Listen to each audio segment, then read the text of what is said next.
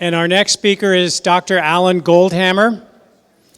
Dr. Goldhamer is the founder of True North Health Center up in Santa Rosa, California. It's a state-of-the-art facility that provides medical and chiropractic services, psychotherapy and counseling, as well as massage and bodywork. He's also director of the center's groundbreaking residential health education program.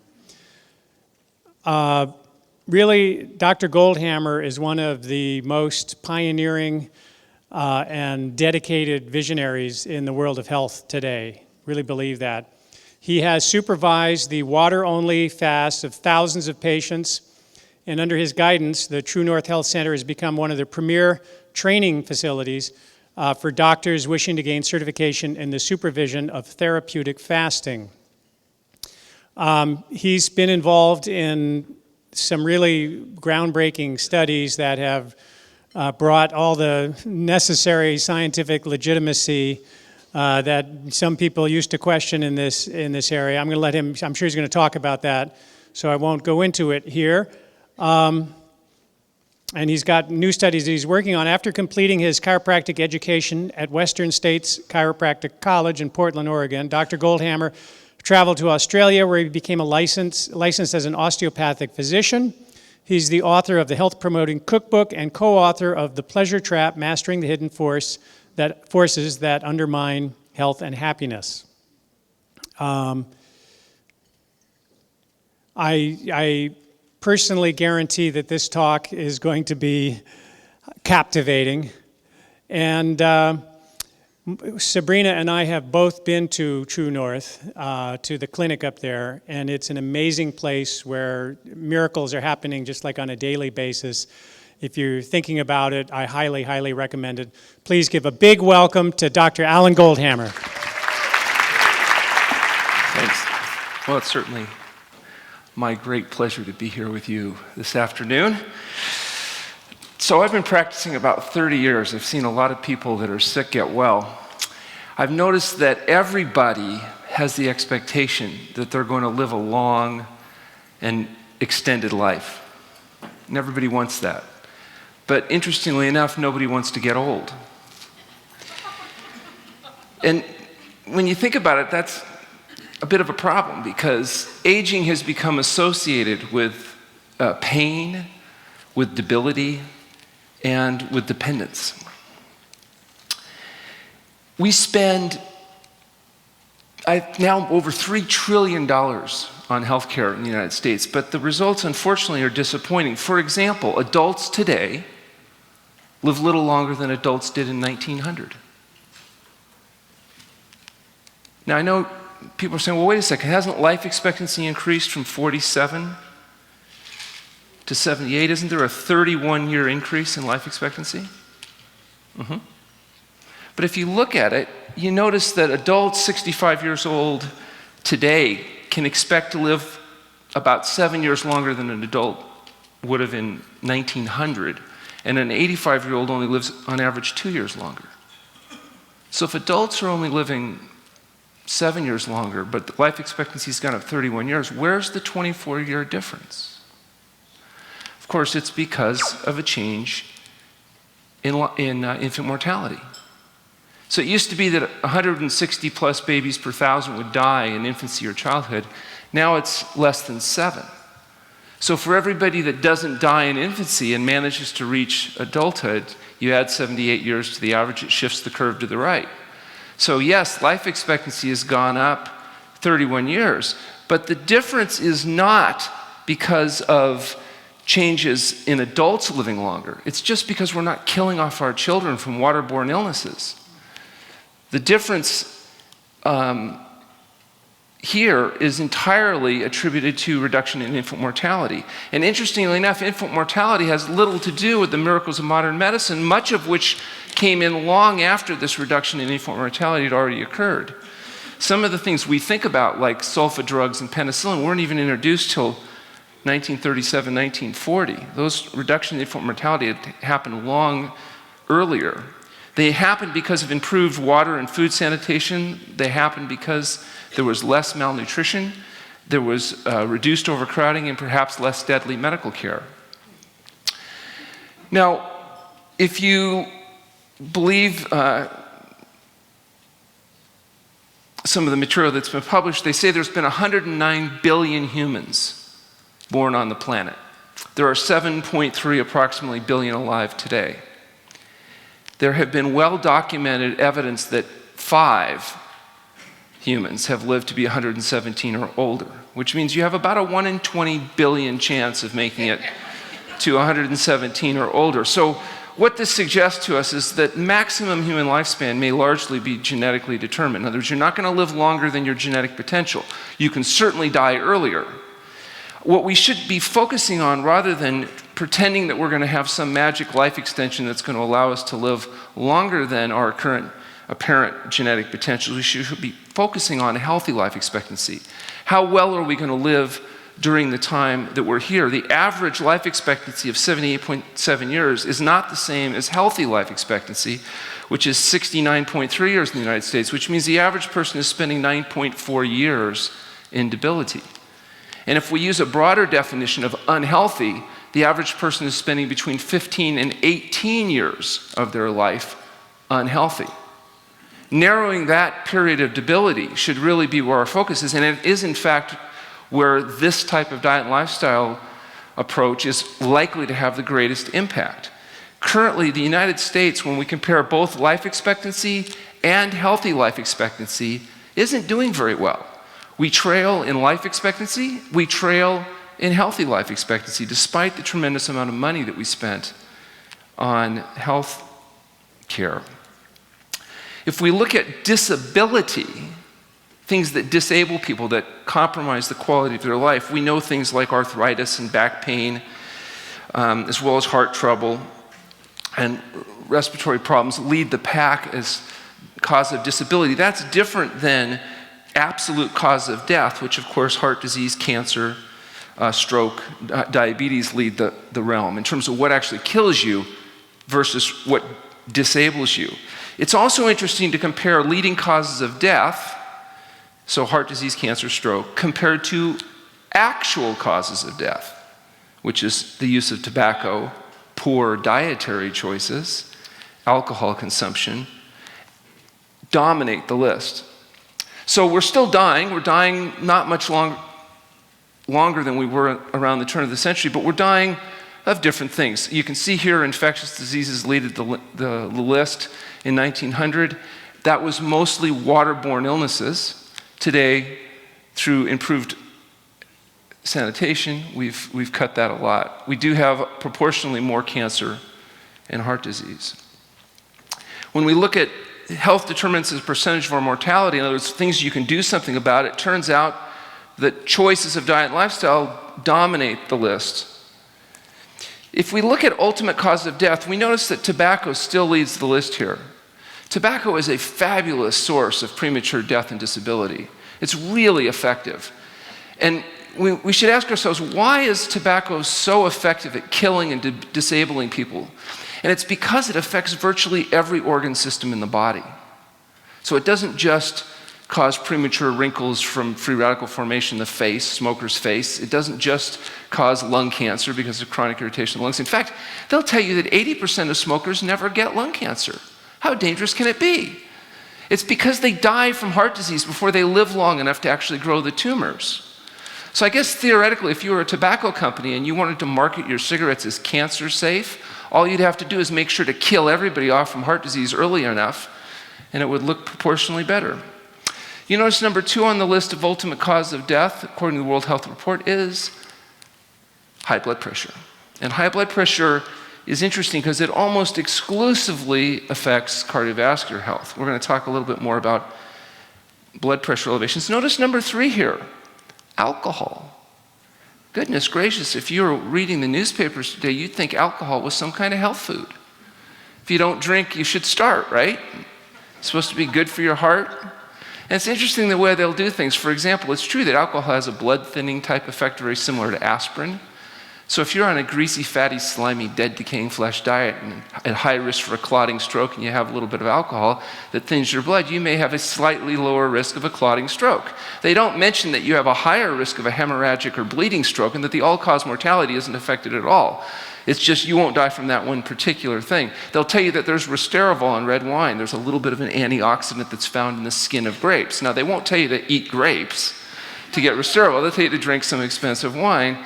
And because there's some trace of material that's not been completely destroyed by the processing of the product, that's going to be somehow justification for it as a health food. But the ultimate cause of death is profoundly affected by drinking alcohol, and relatively small amounts of alcohol can have relatively large effects, as witnessed by ultimate cause of death chart here.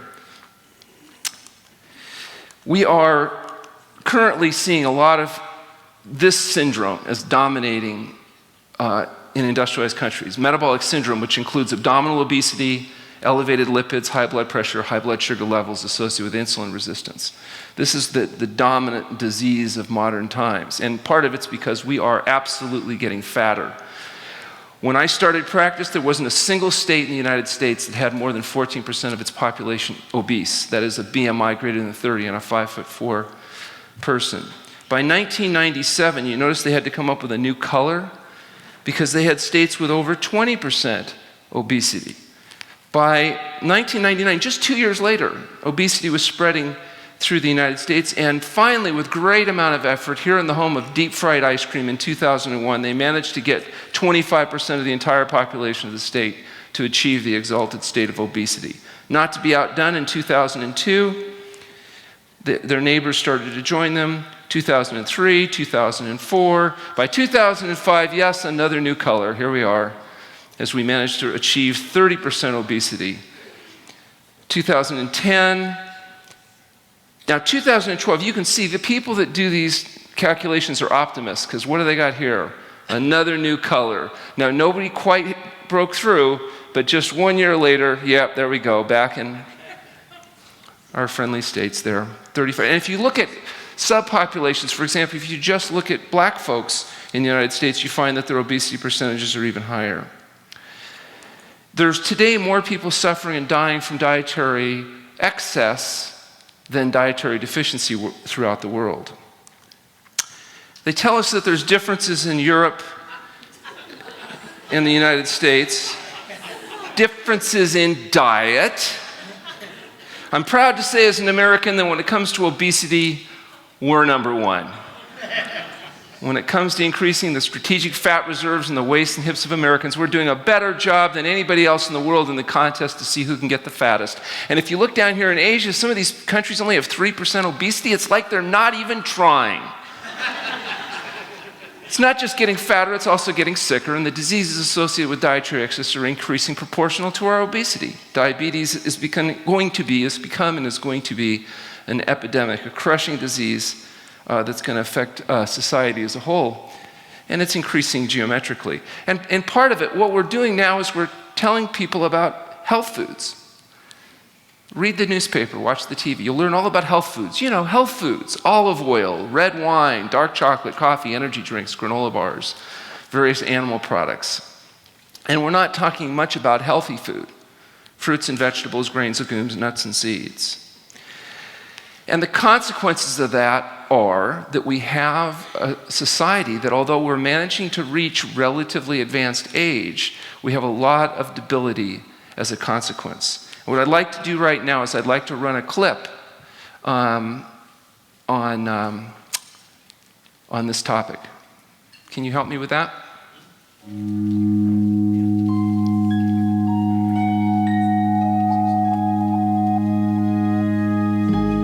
What will your last 10 years look like?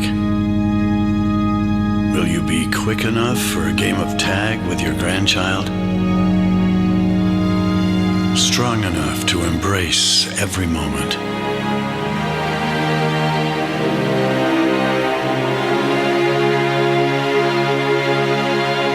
Will you grow old with vitality? Or get old with disease?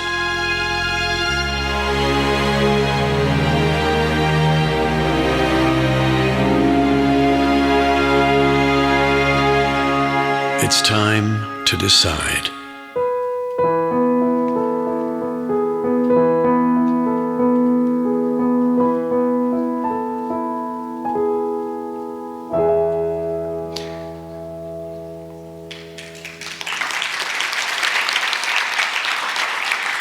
In the world of our ancient ancestors, human beings had a great deal of difficulty surviving. If you think about it, most humans that were ever born on the planet did not live to reproduce, which means they never passed on their DNA.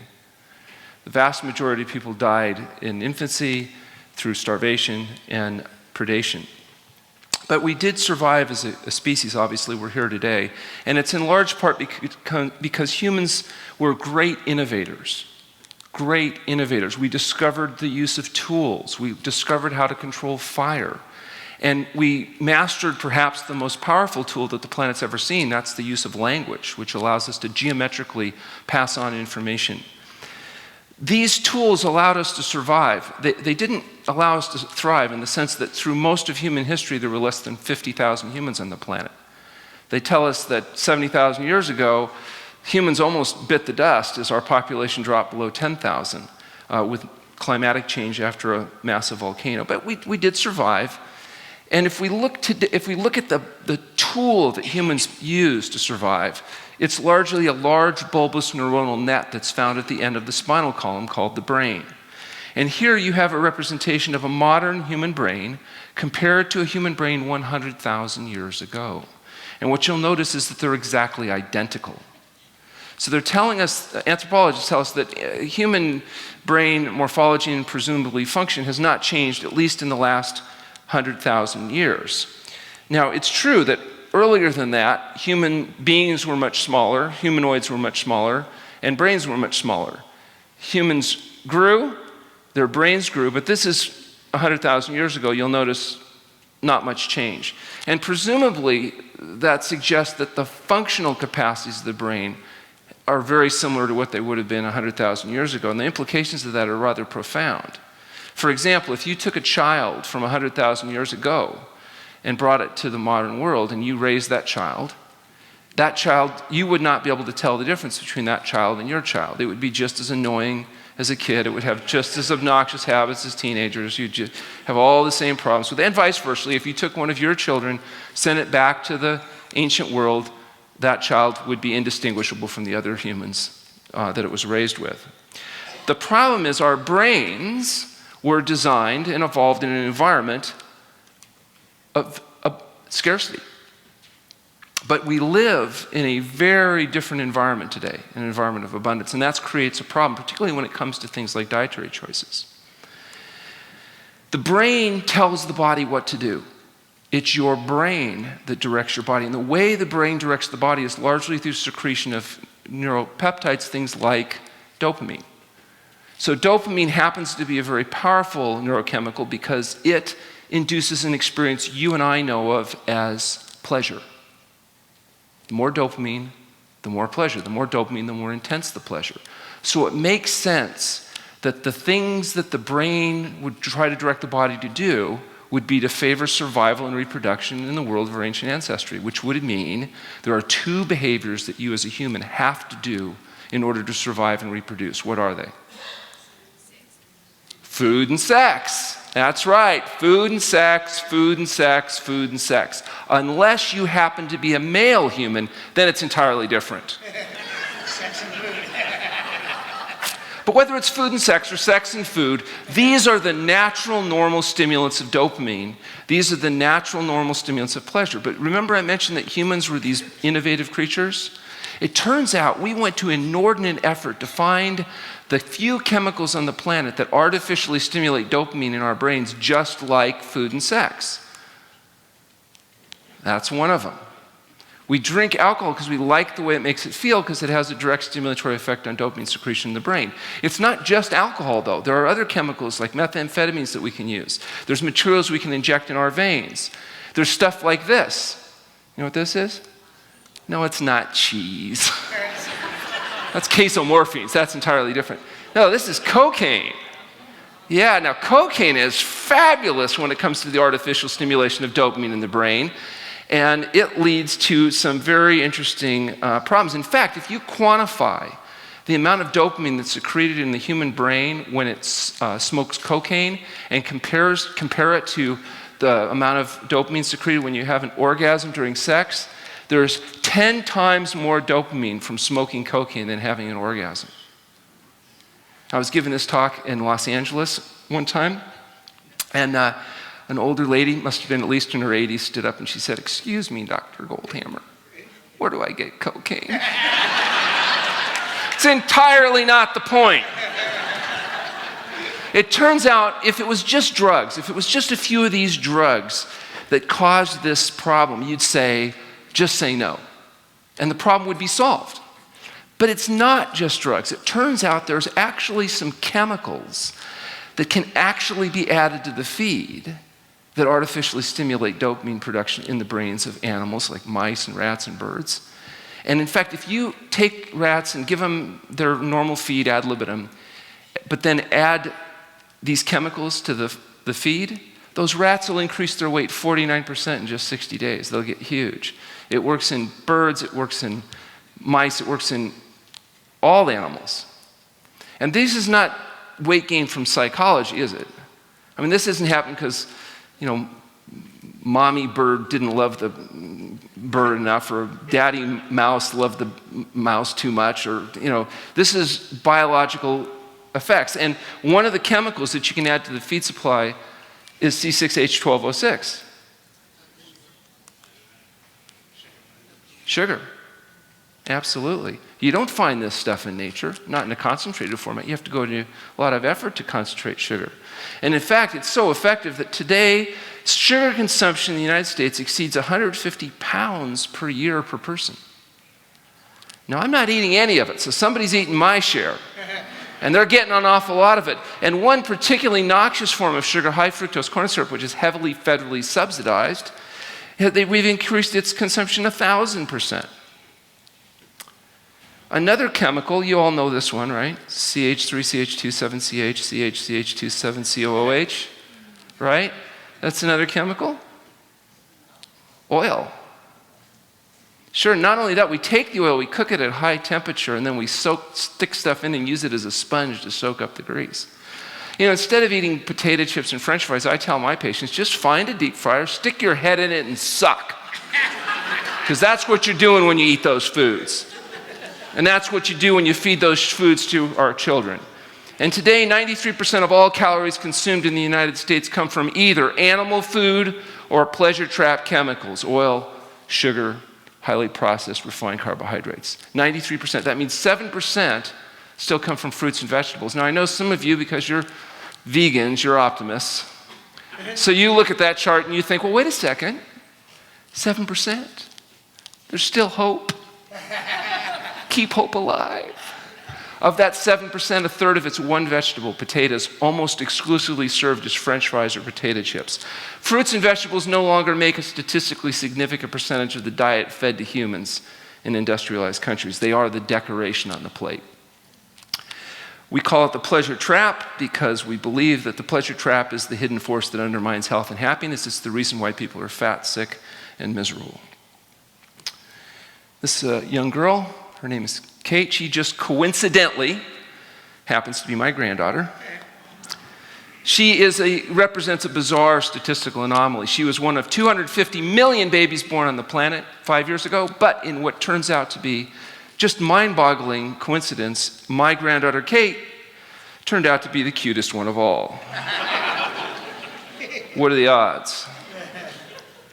I mentioned that high blood pressure, one of the leading contributing causes of death and disability in the United States, is a condition that should not exist, that does not need to exist, that can be reversed. But the way we manage it right now is like this: pills, potions, and powders. If you go to a physician and your doctor gives you blood pressure drugs, how long do you have to take the drugs? Is it for a week? A month? Oh, you have to take them for the rest of your life. Now, how does your doctor know that you have to take those drugs for the rest of your life? Because he knows, and he's guaranteeing you, if you do what you're told, you'll never get well, that you'll be sick forever. And if you have diabetes and you go to your physician, they're going to guarantee you that you'll never recover and you'll be sick forever. And if you have autoimmune diseases, you'll be on drugs for the rest of your life. And the only thing they'll agree on is diet has nothing to do with it. Systolic blood pressure is the top number when you measure blood pressure. It represents the pressure of the blood in the vessels when your heart contracts. And the bottom number, or diastolic blood pressure, represents the pressure in the blood when the heart's in its relaxed mode. Each of these numbers are sensitive indicators of all-cause mortality, death from any cause. The higher your blood pressure, the higher your risk of premature death and disability. High blood pressure and the conditions related to high blood pressure are the leading cause of death and disability. 287,000 people die from congestive heart failure. 790,000 or more are going to have strokes. And these conditions are primarily caused and associated with high blood pressure. Most people in our culture will develop high blood pressure if they live long enough to reach retirement age, which means if you are retiring and you're not hypertensive, you are abnormal. It's normal to be sick with hypertension. You do not want to be normal. You want to be healthy. High blood pressure represents 38 million visits to physicians. It's worth tens of billions of dollars to the medical profession. Drug intervention, unfortunately, is largely disappointing, with the improved outcomes really only coming for the people with the very highest levels of blood pressure. But the majority of people that actually have heart attacks and strokes caused by high blood pressure don't have blood pressure high enough to justify medication, because the medications themselves have risks. That's why they won't give you medication until your blood pressure reaches a certain level, because more people will die from the drugs than from the moderately elevated high blood pressure. However, that doesn't mean moderate elevated high blood pressure is not a problem. If you have a blood pressure of 138/88, you have 5 times the risk of having a heart attack compared to somebody at 110/70.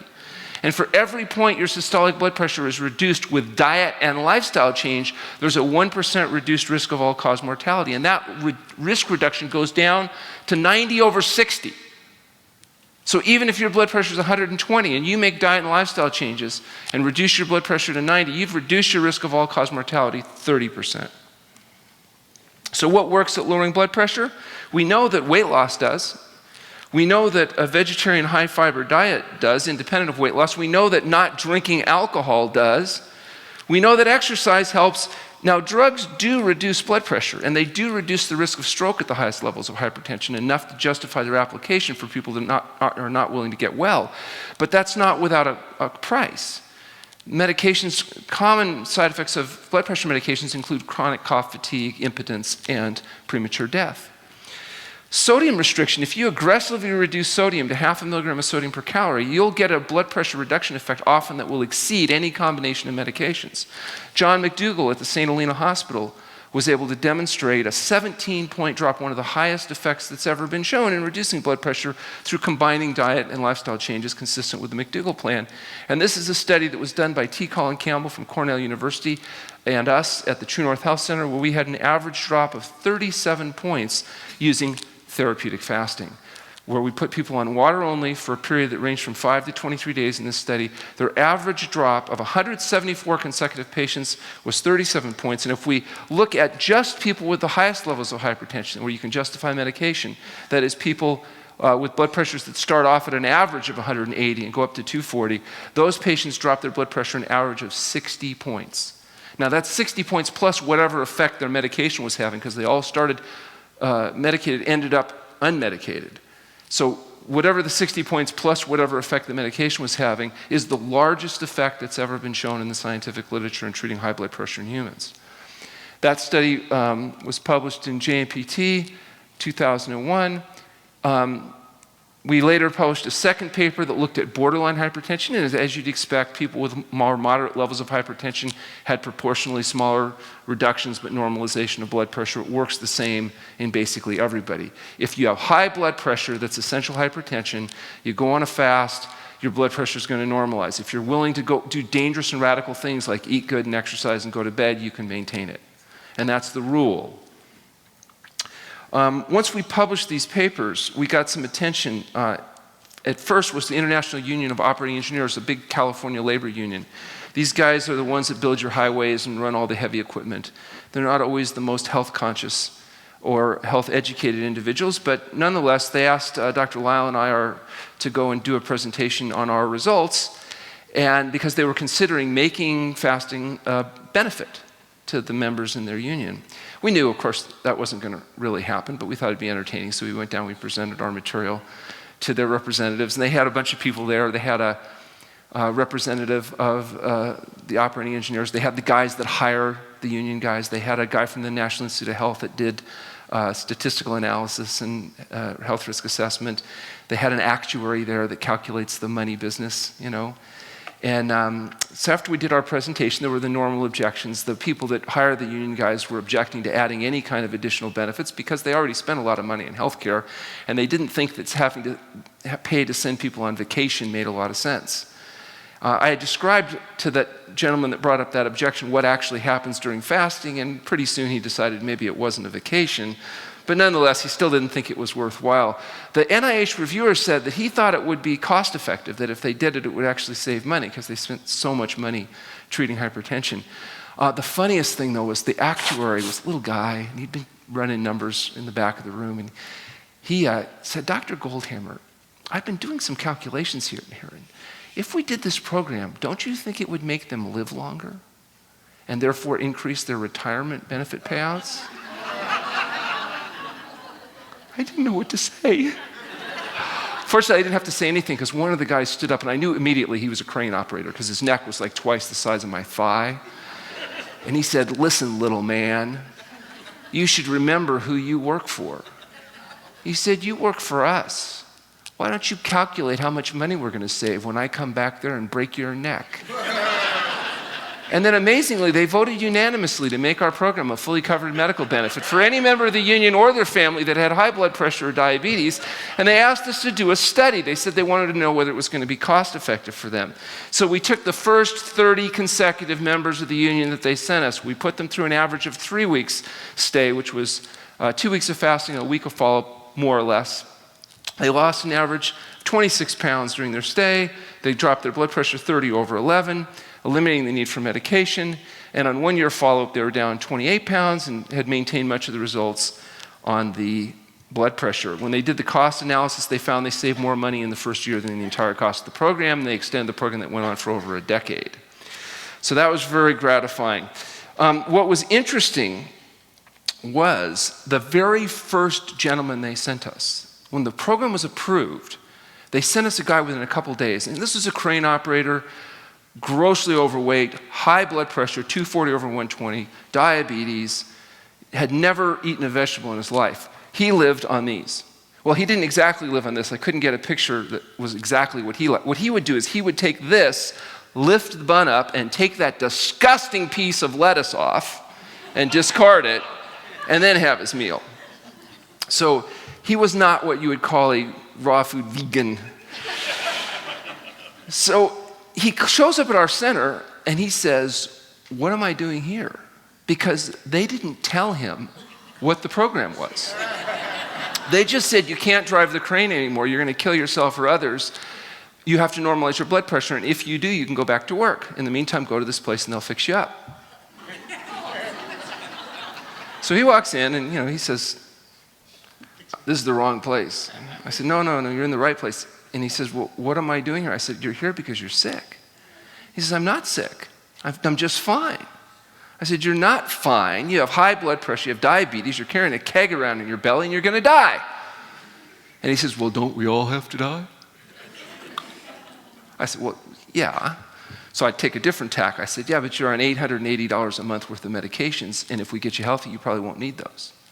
And he says, what do I care? The union pays for my drugs. And then I realized this wasn't my normal, highly compliant, motivated individual that I'm used to treating. And I wasn't sure what to do. And I was thinking about his medical history. And what happens to diabetic hypertensive males that are on a lot of high blood pressure medications? Yeah, so I said, if we get you off all those drugs, there's a chance we can do something about your little problem. He starts to stand up, and I'm thinking that wasn't such a good idea. And I'm thinking, uh-oh, because he's a big guy, But he just says, well, why the hell didn't you just say so? So, okay, so far so good. We're checking him in. Now I'm thinking I got to try to feed him something before I start fasting because he's got nothing but them in his colon. They're going to be a problem. So we sit him down and give him some food like you've been eating here. And he's making an effort to eat the food, but I'm thinking, oh my gosh, we must have missed the tumor he has in his throat, because he's like, and I sat down and I said, excuse me, but it looks like you're having a little trouble with the food. He said, what food? He said, this is disgusting. He says, if I have to eat tasteless swill like this, I'd rather just die. He says, why don't you go out to my truck? There's a shotgun there. You bring it in when I'm not looking. You can just shoot me in the head. So we checked him in. 26 days of water-only fasting later, he had normal blood pressure. He'd lost a lot of weight. And we're bringing him off the fast. We set him down to eat the food, only now he's actually eating the food. And when I sat down, I said, it looks like you're doing a little better with the food now. He says, yeah, your damn chef's finally getting the hang of it. It took me 20 minutes to convince him it was the same food. He said, no, that stuff you gave me when I came in was disgusting. He says, this stuff here, it's not bad. So we had a little entertainment. After we signed the union contract, it appears that the California Board of Medical Quality Assurance became concerned. And so they sent in an investigator to investigate our operation. Up to that point, they'd ignored us. Large gentleman.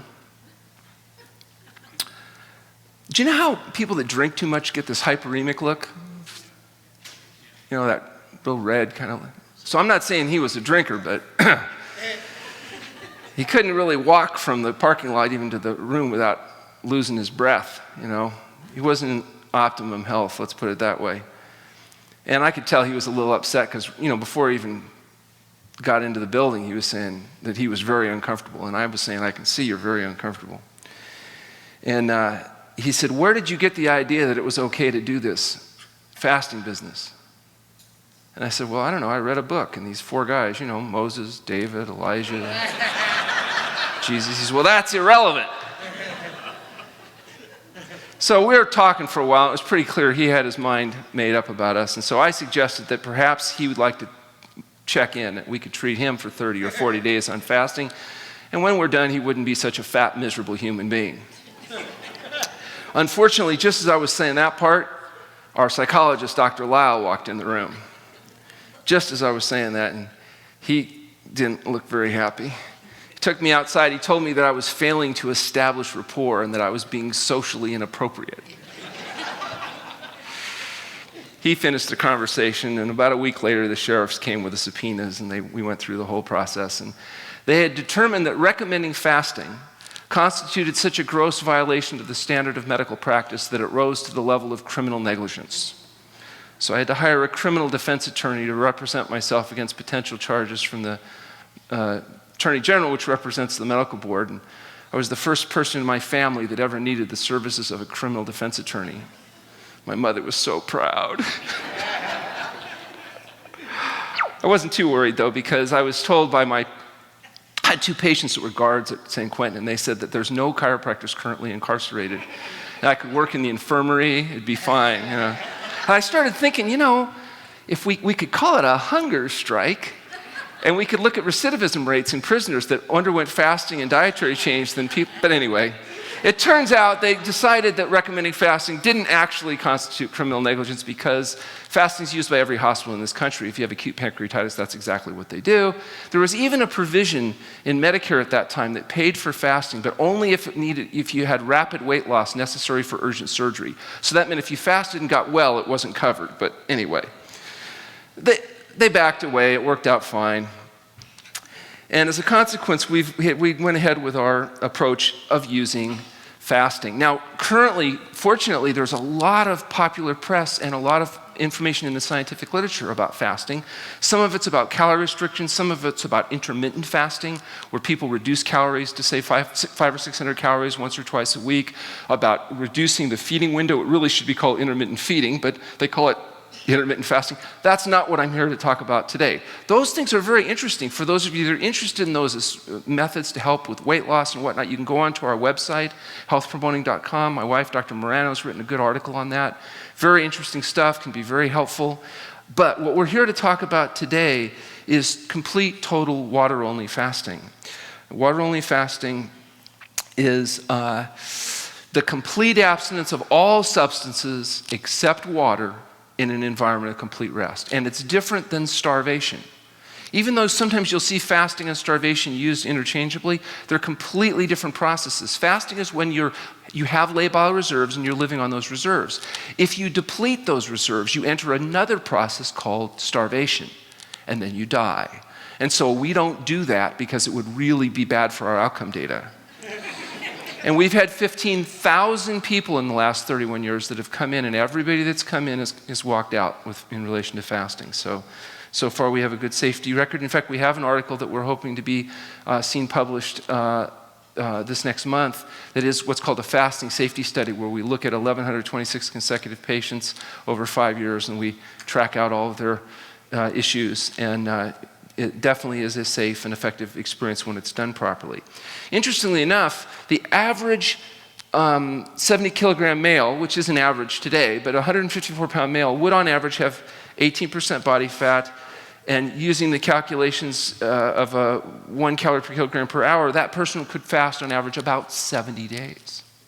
So we don't do fasting of that duration. We rarely go over 40, but the point is the reserves, even in a thin person, are much greater than what people would otherwise imagine. However, even moderate activity doubles calorie and proportional protein utilization. So one of the important things in water-only fasting is that this be done in a supervised setting in a contained environment with rest, if you're trying to maximize fat utilization and minimize protein utilization.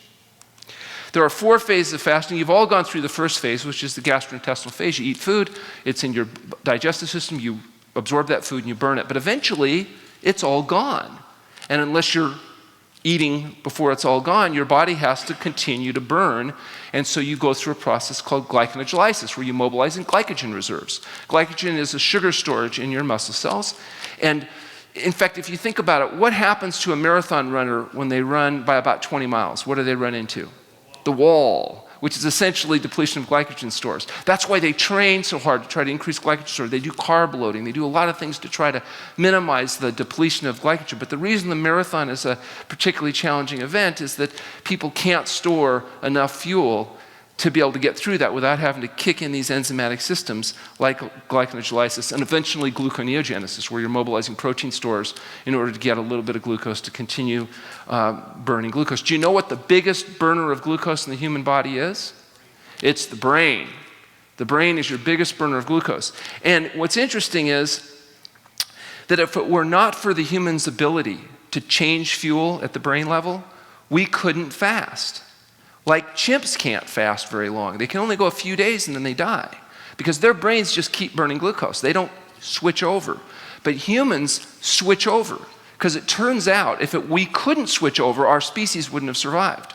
The only humans that survived were the ones that had this ability to burn glucose normally, but then in times of deprivation, like when spring came late and there was no food around, we could change over to burning fat. And because the human's bulbous neuronal net is so disproportionately large, and we burn so much glucose in our brain, the ability of the brain to be able to switch over to burning ketone bodies, or more specific beta-hydroxybutyrate acid, was a critical need for our species over time, which is one of the things that we talk about fasting as a biological adaptation. Humans can fast because we're designed to be able to fast. Basically, fasting is about drawing on your fat, sparing your proteins, and conserving your nutrient resources. If you have a human that's eating, say, just white bread, and another human that's just fasting, which one will live longer? Yeah, the fasting one. Because the one on the white bread alone will eventually develop nutrient deficiency issues and succumb, whereas the fasting person can go on far longer. Indications for fasting. The most obvious indication for fasting is the loss of appetite that characterizes acute disease. When people get sick or animals get sick, they often have no desire for food. It can be used in acute illnesses or chronic illnesses. It can be used to speed healing. It can be used to change behaviors. For example, smoking. Most smokers by the 2nd or 3rd day report no cravings for nicotine. Now, some people say, well, yeah, that's because they're so miserable fasting. They don't think about the cigarettes, but it's not true. What happens is the metabolic processes are sped up, things are eliminated quickly. It's a great way to break bad habits. And of course, there's I don't believe any major religion that doesn't have some type of tradition of fasting. And there's a reason for that, because fasting tends to change the way you see yourself and how you feel about yourself and the world around you. Patient selection is perhaps the most important thing that we do at the True North Health Center. We say we specialize in treating people that are going to get well. We only want to treat people that are going to have fabulous results and make us look good. So we take a proper history, we do a physical exam, we do laboratory testing to establish a baseline. This is really important. If you don't have a good baseline, you can't tell the difference during fasting whether something is a good thing or a bad thing. Sometimes they look very similar. A healing crisis, a positive healing response by the body versus a problem can look similar. But if you have the ability to look back and evaluate it, you can make that judgment consistently. That's how come we've been able to have 15,000 people walk in and have everybody walk out. Because we do this carefully. When patients are at the center, they're seen twice a day, they're monitored carefully, we have baseline lab, we follow them up appropriately. The general experience of fasting is interesting because one of the first things that happens in fasting is your mouth coats up and tastes like something crawled in there and died. Call it faster's mouth. You can also get increased body odor to the point you may not even want to be in the room with yourself for a little bit. You can get fatigue, sometimes profound fatigue, and you can get sleep disturbance where you have very sometimes vivid dreams. Restlessness and irritability. Irritability for sure. Nothing better than taking away somebody's coffee and alcohol and cigarettes and their food and putting them all together in a controlled environment. Yeah, definitely entertaining. Dizziness on arising is a common symptom of fasting. Aches and pains, sometimes even things that weren't aching before might show up during fasting, particularly like early phase fasting. People get low back pain as the kidney's processing a lot of accumulated intermediary products of metabolism. Nausea and vomiting. Sometimes the bile from all the greasy, fatty, slimy, dead, decaying flesh diets that people eat, where they'll have as much as 5 times the normal circulating bile acids. Those things are processed, and you'll eliminate that. You may notice rashes and discharges in some patients during some times as the body uses the skin as a secondary eliminative organ. Heightened senses, incredibly increased sense of smell, taste, hearing. And the healing crisis, where chronic problems become acute, and sometimes people think they're not doing so well. These all come up in fasting. And if you know fasting, you know these are all things that are actually positive, generated by the body in its attempt to recover health. But if you aren't familiar with fasting, these don't sound so good. And I learned that early in my practice career when a physician referred a patient to me of his for fasting. And she was an older lady, and she had high blood pressure, and she had rheumatoid arthritis, and she was on a lot of medications. And she came to me, and she said that her doctor had said that we could help her. And I said, well, maybe. And she said she loves her doctor. She's known him for over 20 years. And she says the only thing about him, he's a real joker. He's a kidder. And he said that what we were going to do is put her in a room and not feed her for 2 weeks. She thought that was the funniest thing. She told her it would be at least 3. Ultimately, she fasted for 26 days. Obviously, I'm telling you the story. It was a good outcome. She overcame her arthritis pain. She got off her meds. And she goes back to see this doctor, and he called me as soon as she came in the room, and he said, I can't believe it. This is the most amazing thing I've ever seen in my practice career. He said, the only thing I don't understand is she's claiming that you fasted her on water only for 26 days. How did you get her to do it?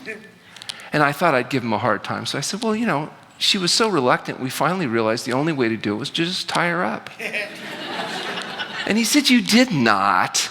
And he turned to her and he said, did they tie you up? And she said, well, not till after the 2nd week. He actually quit his job and joined our staff because he wanted to spend the last couple years of his career doing something worthwhile. Fasting duration ranges from a few days to a few weeks to as much as 40 days. It depends on the problem, and we don't exactly know what the ideal time is until you see how the person is responding, because fasting is both therapeutic, but it's also diagnostic. You get a chance to see how the body is responding to determine how difficult the problem is. For example, in diabetics, sometimes their blood sugars come down, the resistance is overcome quickly. I've had other patients where even 3 weeks into water-only fasting, they're still hyperglycemic, so there's so much resistance. Sometimes it may take more than a fast in order to resolve the problems completely. But for the conditions that we treat, the results are predictable, consistent, and really quite remarkable. So how is it possible that doing nothing like fasting, can help overcome the leading cause of death and disability? How come they can overcome diabetes and high blood pressure and help manage autoimmune diseases like lupus and ulcerative colitis and ankylosing spondylitis and asthma and eczema? How could all these different conditions be so responsive to essentially nothing? What are the mechanisms that might be going on? Well, let's think about it. What percentage of people that water-only fast do you think might lose weight? 20%? 50%? 100%? 100% sounds like some quackery thing, doesn't it? The 100% effective. But the laws of physics and thermodynamics tell you if you don't eat, you're going to lose weight. And in fact, weight loss in fasting averages a pound a day. Natriuresis is the selective elimination of sodium from the body. This also happens in everybody that fasts. And this is a very powerful effect, much more powerful than, say, hydrochlorothiazide or your diuretics or whatever you're taking. It's so powerful, in fact, sometimes people drop 3, 4, 5, even as much as 7 or 8 pounds a day of fluids if they're holding a lot of fluids. And it drops their blood pressure, it drops the swelling, the congestive heart failure eases because of this natriuretic effect that occurs during fasting. Now, interestingly enough, even small amounts of carbohydrate can alter this adaptive process. That's why we don't even allow things like lemon in the water or any of these variations, because this water-only fasting process is a rather unique adaptive state. The traditional justification for fasting is this concept of detoxification. So are there really toxins in the body? And if so, what are they?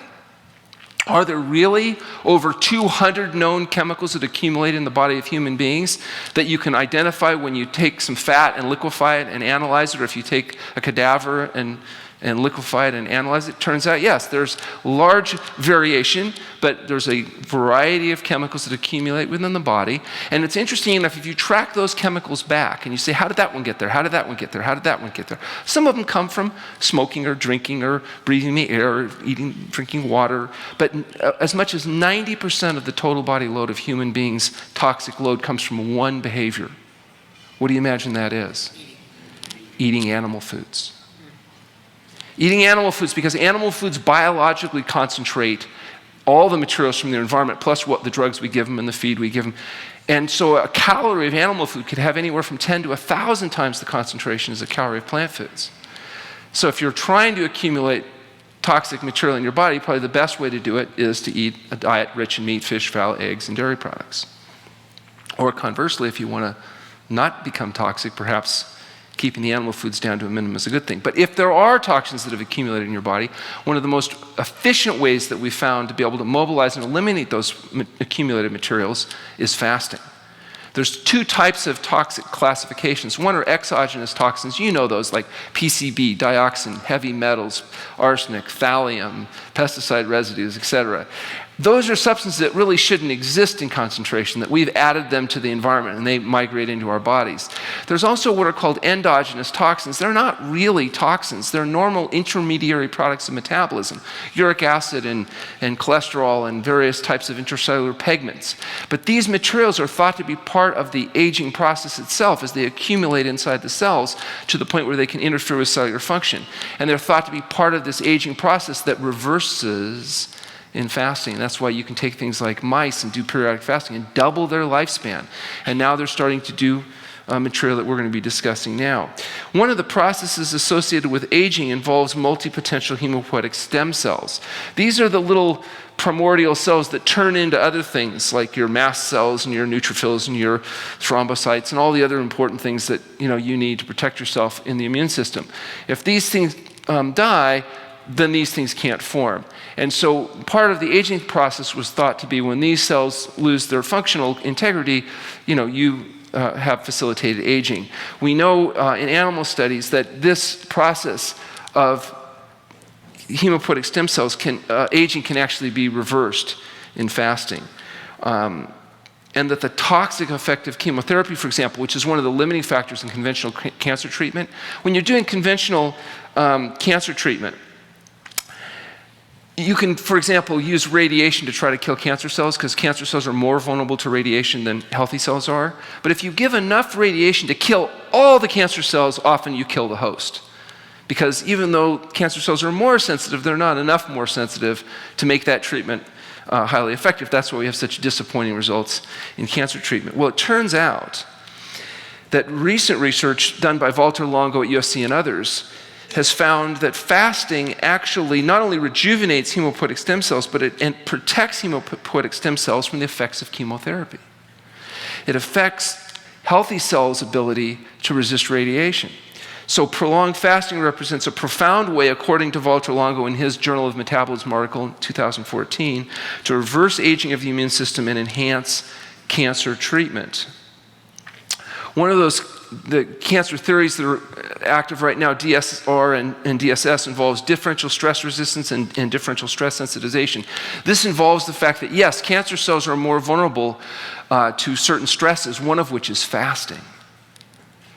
Cancer cells don't do well in a fasting state. And interestingly enough, healthy cells are actually protected in the fasting state. So what they're doing now, including in humans, is fasting people for a couple days before they do conventional chemotherapy or radiation, and then a couple days afterwards. And what, according to Longo's article, is that the combination of fasting and chemotherapy results in dramatically higher cancer-free survival than chemotherapy alone. And so this is turning out to be a very interesting to the people, including the drug manufacturers, because it's a way of doing their conventional treatment with less damage to the body. And as a consequence, now all of a sudden there's an abundance of funding that's become available. And a lot of these guys, are working for companies that are trying to come up with what they call fasting mimics. So they want to know, where are these biochemical changes that happen in fasting occurring, so they can come up with a drug that does the same thing.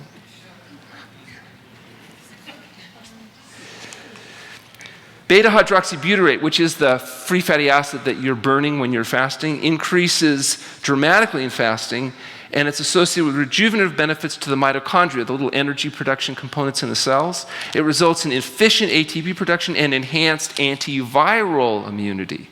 So, you got viral infections that are not responsive to antibiotics, but it turns out in fasting, many of these viral infections apparently resolve, and we believe it's because of this enhanced antiviral activity that occurs in fasting.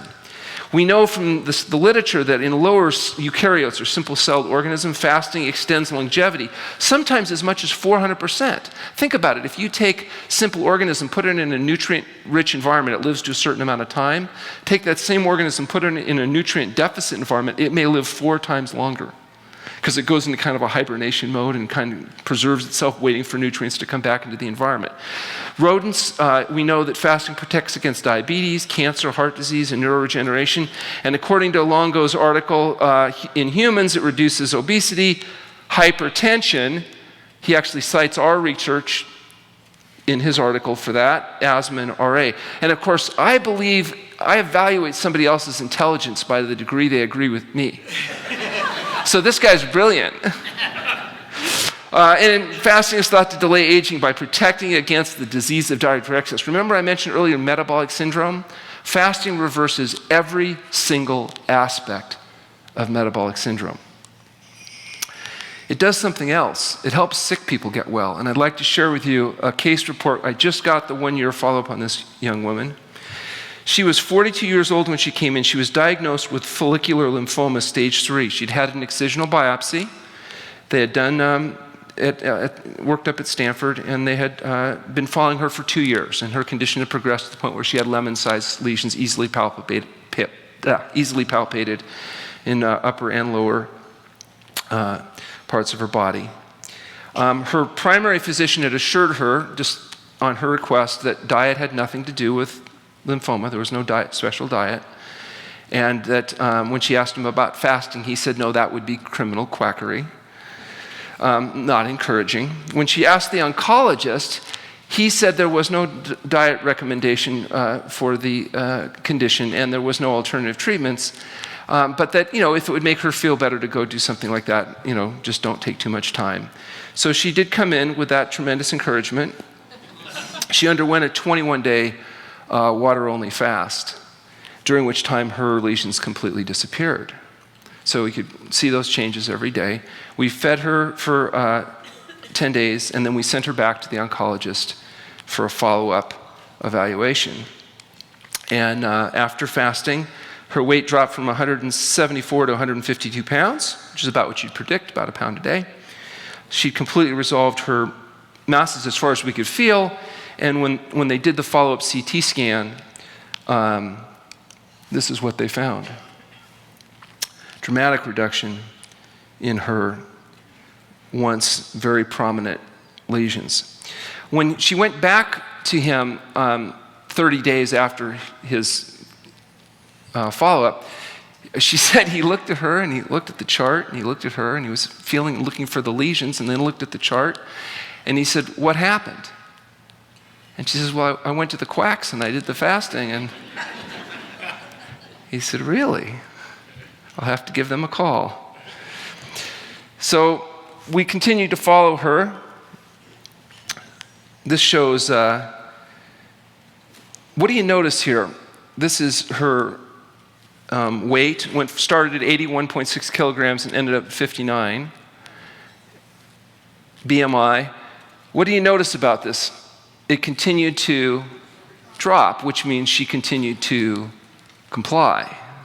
So this person actually is doing really dangerous and radical things. She's eating good, she's exercising, and she's going to bed on time. Those are the three big activities. And at 9 months, the only residual effect we had initially was a little bit of mild neutropenia, low white count. That completely normalized. And now we have an 11-month follow-up, and she's scheduled to come back soon for her 1-year follow-up fast. So we sent this paper to one of the most prominent medical journals, who I'm happy to say accepted it for review. One of the reviewers was very impressed. The other reviewer was very impressed, but he wanted to see the imaging because he didn't believe it. But we did send the imaging, and hopefully we'll be able to announce the publication of that journal shortly. Meanwhile, though, we wrote to the oncologist, and we said, "Dear Dr. So-and-so, thank you so much for referring your patients for fasting. And as you, I'm sure, expected, there was a complete, improvement, and we're happy to work with you in following this patient in the years to come, and we'd like to invite you to sign on as co-author of this case report that's been accepted for publication." And we still haven't heard from him.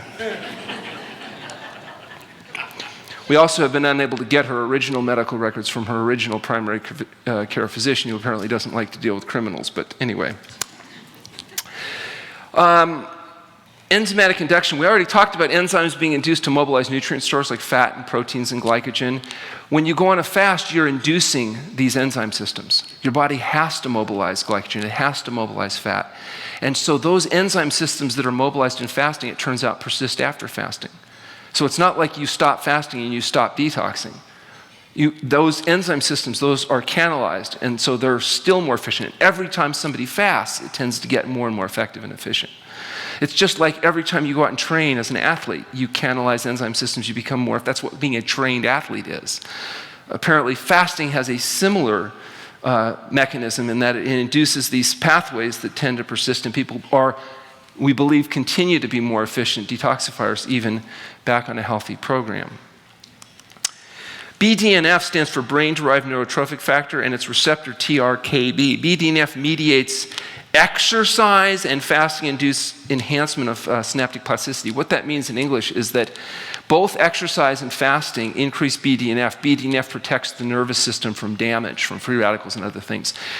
Things like Alzheimer's disease. They believe that may be why people that exercise regularly, eat a healthy diet, use fasting, don't get as much neural deterioration, because these markers that predict neural deterioration are enhanced both during exercise and fasting. It's interesting that many of these markers go up both with fasting and with exercise. BDNF also mediates fasting response, including regulating appetite and autonomic control of the cardiovascular system. In other words, after fasting, you think people would be like voraciously hungry and want to eat everything in sight and gain their weight back. It turns out, no. As long as they're eating whole natural foods, their apostatic mechanisms are completely rebooted. It's like rebooting the hard drive in a computer that became corrupted. You reboot it, it clears everything. You don't exactly know why necessarily, but the corruption is cleared. The same thing happens. People that used to crave and have to eat every few hours, and they have all these sugar cravings, and all of a sudden now they can eat food and they actually are full. They can't believe it. They can only eat enough to maintain their optimum weight. Insulin is a hormone. It drives sugar from the bloodstream into the cells. What would happen if you weren't able to drive your sugar from your bloodstream into your cells? What would happen to your blood sugar levels? They would go up, wouldn't they? And what would we call that condition?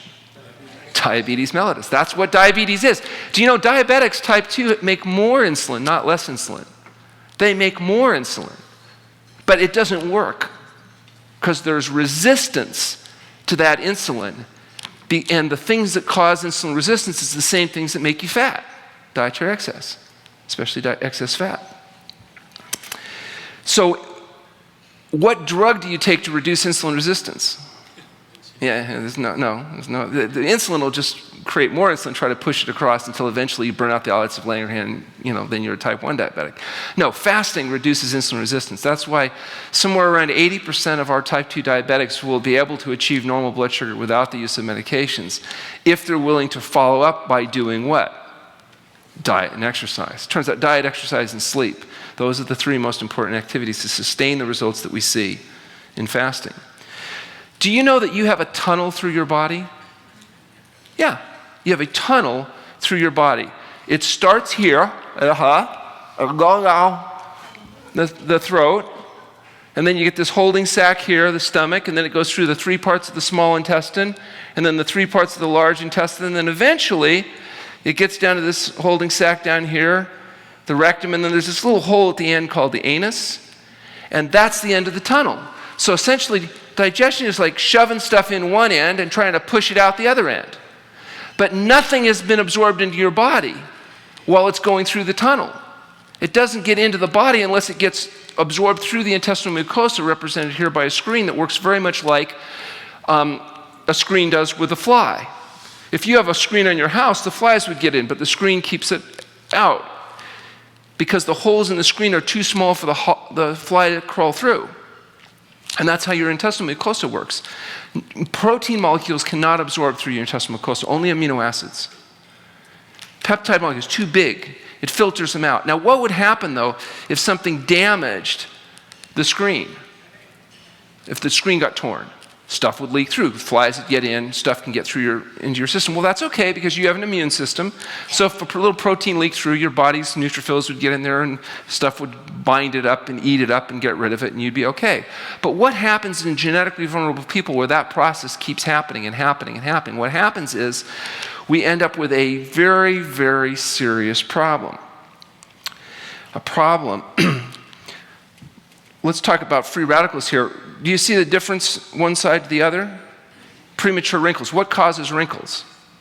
Cross-linkaging of collagen tissue. Free radicals. So why do you think smokers get that really attractive smoker's face that you can see from across the room? You look at somebody and think, oh, they must be a heavy smoker because they got that really attractive deep voice and they got that puckered, premature, aged look, right? Well, free radicals from smoking. By the way, do you think it just affects the face? No, it affects the whole body. It affects the whole, including the animal lining of your blood vessels, which is why smoking is so effective at causing cardiovascular disease. It's not just smoking, things like methamphetamines. Here's a picture of somebody before and after. This is only 1.5 years. Just, isn't that fabulous? You can go from that to that in just 1.5 years. Free radicals. So if free radicals cause damage of the animal lining, you can get what's called gut leakage. What would be a source of free radicals? Let's say you didn't want to use methamphetamines or smoke cigarettes. What could you do to get a lot of free radicals bathing your intestinal tract? How about drinking alcohol? Absolutely. The peroxidation of alcohol, just fabulous. Or eating fats, particularly high fat foods like fried foods, or things with fat that's cooked in, like cookies and crackers and breads that have oil in them and stuff like that. Fabulous source of free radicals.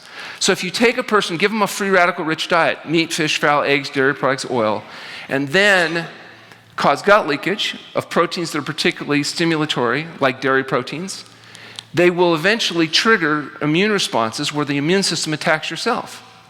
Did you understand that in rheumatoid arthritis, what causes the problem is your immune system? In asthma, it's your immune system. In psoriasis, in eczema, it's your immune system attacking yourself. In arthritis, this is your body doing that. Why? Because it's gotten confused and now it's attacking itself. That's why they call it autoimmune, self-immune. It's attacking itself. The trigger in all of these conditions, one common factor tends to be gut leakage. So we eat a crappy diet, we get gut leakage, we get exposed to the proteins leak in, eventually the body's immune system gets messed up, and now we have a problem. And there's no drugs to deal with gut leakage. But there is fasting, and fasting will reduce the inflammation and then with a carefully controlled diet that's not rich in these sources of free radicals, you can actually manage the condition. Are you curing it? Are you curing lymphoma? Are you curing rheumatoid arthritis or osteoarthritis? No. You're managing it. There's no cure for obesity. You can lose the weight. You may never gain another pound the rest of your life, but if you go back to eating a greasy, slimy, fatty, dead, decaying flesh diet, I guarantee you'll get fat again. Is my patient cured of her lymphoma? No. She goes back to doing what she did that caused it. It'll blow up like crazy. Lupus, can you cure lupus? No. You can manage it, oftentimes successfully off medications. You go back to the diet that caused it, you're going to flare it up. That's what makes those conditions so good. Patients have no choice. They're in agony if they cheat. That's why I like patients that have life-threatening, debilitating diseases, because they're willing to pay attention and do what it takes, and they're willing to stick with it because they have no choice. Doctor's dream. Another case report, we had a 46-year-old male who presented with right lower quadrant pain. Retroperitoneal sonogram revealed subacute appendicitis, and he was recommended to have surgery. But instead, without his physician's support or endorsement, we put him on a 7-day water-only fast. He resolved his symptoms, and we did a 2-year follow-up and managed to publish this paper in a peer-reviewed journal showing that you can manage at least subacute appendicitis in appropriately screened patients without surgery. Think that pissed a few people off?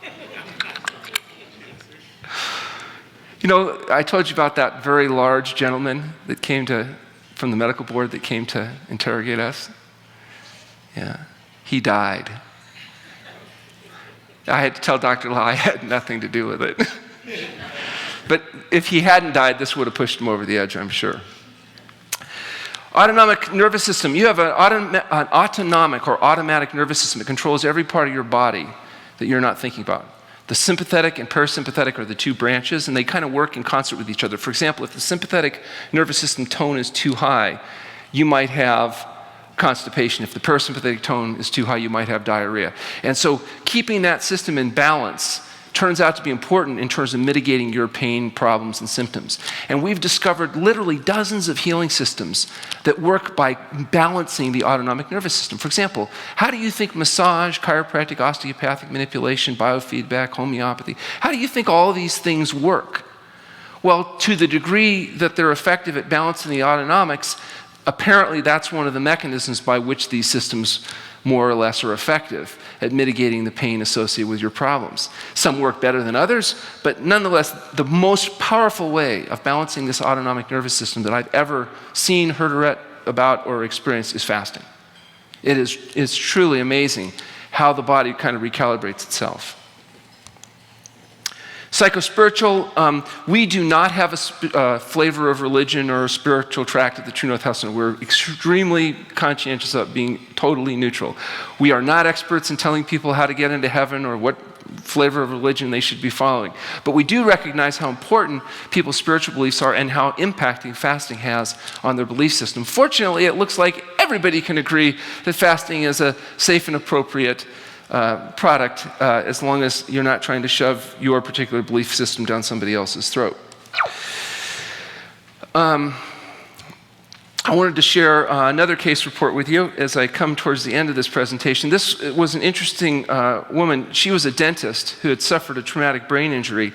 She'd been outside in, those outdoor tent poles, got hit in the head, 500 pounds, caused her a dural tear. She had acute cephalgia, acute head pain, went to the neurologist, went to the doctors, had the CT scans. They said, look, you have apparently a dural tear. Pain will go away. They tried all the different drugs. The drugs didn't work. So now 16 years later, she's had constant daily head pain. 8 out of 10 without any relief for 16 years. She's been disabled. She's pretty desperate. She calls and asks if we could try to do some fasting. We brought her in. We fasted her for the first 16 days, no response at all. She was just as much pain. Then she woke up one morning and she said she had a 5-minute reprieve of pain. It was a weird sensation. First time in 16 years she hadn't had pain. Only lasted 5 minutes, pain came back. But by the end of her fast, it was supposed to be a 40-day fast. We went to 40 days.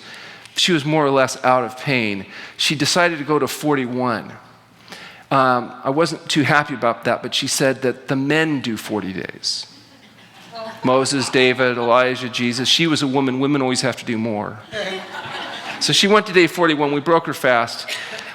She did fairly well. She didn't have any more acute pain, but she would occasionally get a little prodrome of the sensation she'd get before her pain. It was mild, but she knew she wasn't quite right. We refed her for 6 months, and then we fasted her again for another 40 days.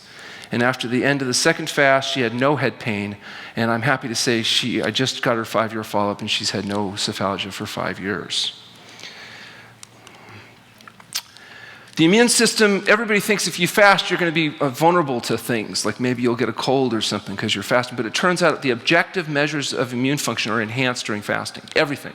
From helper killer cell T activity to neutrophil phagocytosis to whatever you want to look at, tends to be augmented during fasting, not depressed. Fasting and adaptive cellular responses means that reduced oxidative damage happens in fasting, reduced inflammation, reduced optimization of energy production, and enhanced cellular protection are all associated with fasting. And finally, number 10 on the list is taste neuroadaptation. The nervous system adapts to changes in the environment. For example, if you go from a very brightly lit outside into a dark theater, you know how at first you can't see very well? You're stepping on people and stuff. But after a while, the rods and cones in your eyes begin to adapt to the limited light, and you can kind of make sense of who you're sitting next to. That's an example of neuroadaptation. The same thing happens with taste. If you're used to a greasy, fatty, slimy diet that's high in salt, you can't taste good food, and only food that appeals to you is highly stimulating, pleasure-trapped, chemicalized food. But when you fast, you neuroadapt. That's what happened to our union guy. He went from not being able to choke down the tasteless swill to finding it was okay because his taste systems had neuroadapted. We know on salt, for example, it takes about 30 days in a low-sodium diet to neuroadapt to low-salt diet. That means for 30 days, you're going to feel like the food doesn't taste good. But after a while, it starts to taste better. How long would my union guy have complied if I just sent him home with a diet? Not even a meal.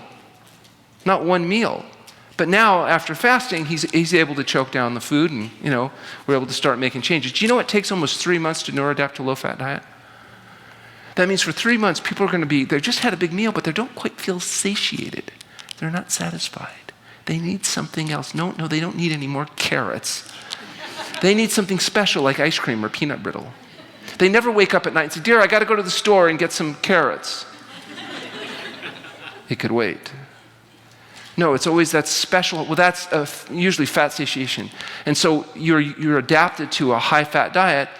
When you go on a low-fat diet, it takes a while for the body to adapt. But when you fast, that process happens more rapidly. And that's why sometimes we can get compliance with patients that just aren't able to do it on their own. It's too difficult. The people that we need to see are the people they've done the McDougall program, but they're still, maybe their blood pressure is not coming down quite enough, or they're still having a little bit of difficulty. In fact, Dr. McDougall kind of threatens his patients with us, because if they have the audacity not to get done after 10 days of his program, he'll tell them, "Oh, I'm terribly sorry to have to break this news to you, but it looks like you have to go to the Goldhamer program. I'm so sorry." And he'll occasionally send somebody over, because not everybody will respond in 10 days, or not everybody will respond, without an even stricter approach. In our approach, it's just like Dr. McDougall, exclusively plant food diets, but we also don't use any oil, salt, or sugar. So you eliminate the oil, salt, and sugar, you eliminate the animal foods, and you eliminate the persistent hypertension. And you neuroadapt to the diet where eventually you actually don't mind that you don't have those things in your substances. So what I'd like to do is summarize fasting effects. It decreases glucose and IGF-1, similar to exercise.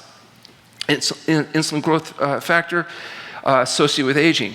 Fasting decreases blood pressure and heart rate. It decreases insulin itself. It decreases inflammation, oxidation. It decreases total microbial load, including that of the microbiota. It increases leptin, which is the satiety hormone, which is maybe why after fasting people are able to regulate the amount of food they're eating better. It increases insulin sensitivity, that is the sensitivity of the insulin. It increases cellular stress resistance, cellular stress adaptation.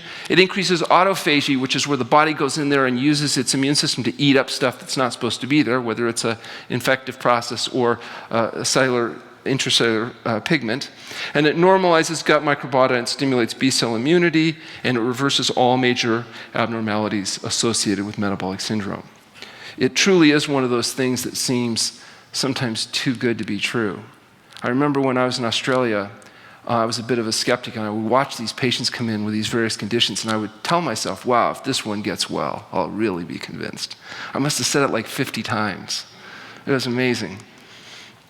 We have a book called The Pleasure Trap. It's definitely worth reading. It takes about 4 hours, and it'll bend your mind, because it's not a book that tells you what you want to hear. But it does tell you what you need to know to get and stay healthy. The first 2/3 are about why it's so difficult to adopt a health-promoting diet in a world designed to make you fat, sick, and miserable.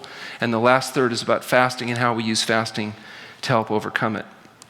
We do have a couple cookbooks that are vegan, SOS-free cookbooks, so if you need simple recipes that even I can make, the Health Promoting Cookbook and the Bravo Cookbook are definitely worth considering. And I'd also like to mention, for those of you that are physicians that would like to learn how to do something worthwhile with your life, you're welcome to come. We have a training program for doctors or medical students. They can spend a month rotating at the center. We'll train you how to use this approach. It's actually very simple. The hardest thing is overcoming your training, where you get used to not intervening, allowing the body to heal itself. There's no cost to the doctors for this. We do this through our nonprofit foundation, the True North Health Foundation, which's mission is public education and research. And we're real excited. We've just gone through some expansion into our facility. We've hired a team of researchers, including Tasha Myers, who's a basic science researcher from Columbia University. We have some new physicians, including, in fact, Dr. Anthony Lim, who's a fabulous doctor, who's Dr. McDougall's exam doctor now, also working at the True North Health Center. And so we're looking forward to doing some really serious research. We've been approached by some of the big name researchers that are publishing in the major journals, looking to use True North Health Center as the human subjects laboratory where we'll actually conduct the fasting, and in cooperation with them. So I'm very optimistic about the future in terms of fasting and its role, and I'd certainly be happy to take any questions if I have any time left.